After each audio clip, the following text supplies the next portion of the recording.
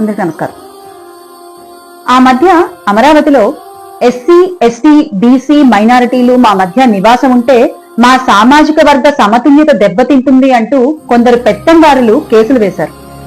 అప్పుడు గౌరవ పవన్ కళ్యాణ్ గారు వాటిని ఖండించలేదు సరికదా, కొద్ది రోజుల తర్వాత వారితోనే పొత్తు పెట్టుకుని కూటమిగా ఏర్పడి పీపీపీగా అవతరించారు.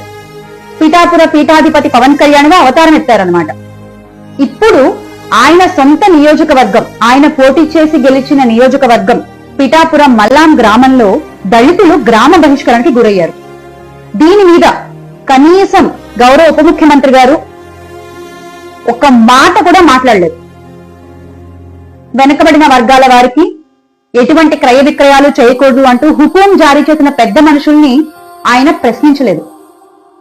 సరే, ఇలా మాట్లాడితే ఆయనకు అర్థమవుతుందో అర్థం కాదు, ఆయనకు అర్థమయ్యే భాషలోనే మాట్లాడదాం.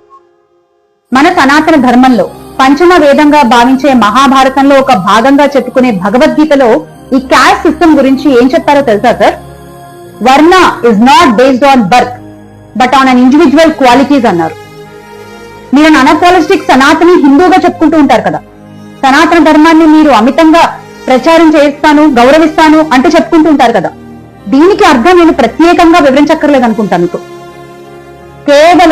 కేవలం వెనకబడిన వర్గాలకు చెందిన వారిని, ఆ దళితుల్ని అలా వెలివేయడం, గ్రామ బహిష్కరణ చేయడం, కనీస నిత్యవసర సరుకులు కూడా వారికి క్రయ విక్రయాలు లేకుండా చేయడం ఏం ధర్మం సార్ ఇది?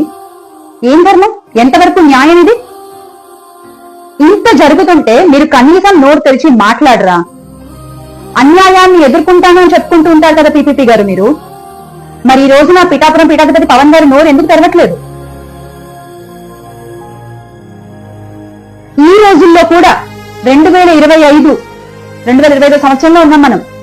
ఈ రోజుల్లో కూడా బడుగు బలహీన వర్గాన్ని అణిచివేయడం, గ్రామ బహిష్కరణలు చేయడం, అంటరానితనాన్ని ప్రోత్సహించడం, మీ మౌనంతో దాన్ని ప్రోత్సహిస్తున్నారు మీరు.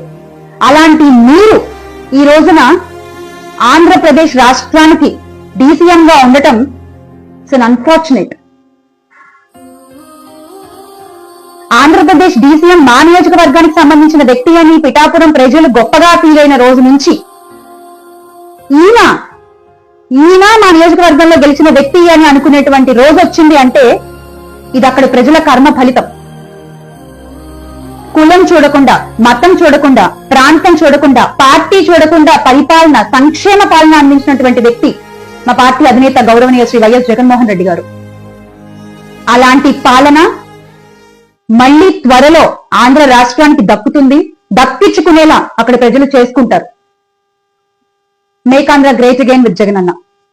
జోహార్ వైఎస్ఆర్, జై జగన్.